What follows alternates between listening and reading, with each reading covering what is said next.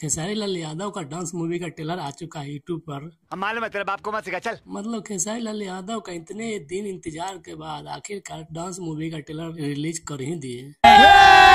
Dance movie का trailer देखने से तो नहीं लगता है कि ये ट्रेलर खराब है। डांस मूवी का ट्रेलर देखने से तो लगता है कि भोजपुरी का लेवल ऊंचा हो रहा है। डांस मूवी का ट्रेलर देखने के बाद बहुत सारे क्रिएटर ये बोल रहे हैं कि पुष्पा मूवी का कॉपी किया गया है। चलो मानते हैं कि पुष्पा फिल्म का कुछ क्लिप कॉपी किया गया है, लेकिन ये भी तो देखो यार कि भोजपुरी का लेवल कितना आगे बढ़ रहा है।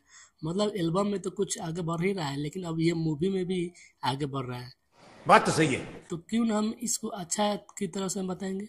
खेसारी लाल यादव का डांस मूवी का ट्रेलर बहुत जबरदस्त जोरदार है। मतलब ये एक्शन से भरपूर है और इसमें बहुत जबरदस्त कहानी भी है। मतलब कि पुष्पा में चंदन लकड़ी का तस्कर का कहानी था और इसमें हमको लग रहा है कि सांप का कहानी होगा। ठीक है, समझ गया। कुछ जो स्टाइल है पुष्पा मूवी में अल्लू अर्जुन का, कुछ स्टाइल इसमें भी कॉपी किया गया, लेकिन ठीक है कॉपी किया गया तो उससे कोई मतलब नहीं है। ये मूवी बहुत बेहतर बनाया गया है। भोजपुरी में जो लेवल होना चाहिए फिल्म में वो इसमें दिया गया है, क्योंकि एक्शन से लेकर जो लाइटिंग होता है, जो फिल्म का जो क्वालिटी होता है वीडियो का, वो सब चीज इसमें इस्तेमाल किया गया है। जो ये ट्रेलर देखने से लग रहा है कि ये फिल्म ब्लॉकबस्टर साबित होगा। दर्शक का डिमांड भी यही था कि अब भाई भोजपुरी में बदलाव किया जाए, मतलब ये साउथ जैसा बनाया जाए, बॉलीवुड जैसा बनाया जाए। बॉलीवुड को देखकर तो नहीं, लेकिन ज्यादा दर्शकों का उम्मीद रहता है कि भोजपुरी में अगर मूवी आए तो साउथ लेवल टाइप का है। उसी टाइप का ये डांस मूवी भी बनाया गया है जो ट्रेलर में देखने को मिल रहा है। अब ये फिल्म आने पर भी देखने को मिलेगा कि क्या वाकई में जिस तरह से ट्रेलर में दिखाया गया उसी तरह से क्या फिल्म में है या नहीं है।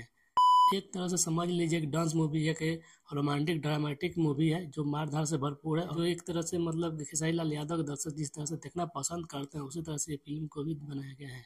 आप लोगों को ये ट्रेलर कैसे लगा कमेंट में जरूर बताइएगा। मिलते हैं अगले वीडियो में, तब तक के लिए नमस्कार।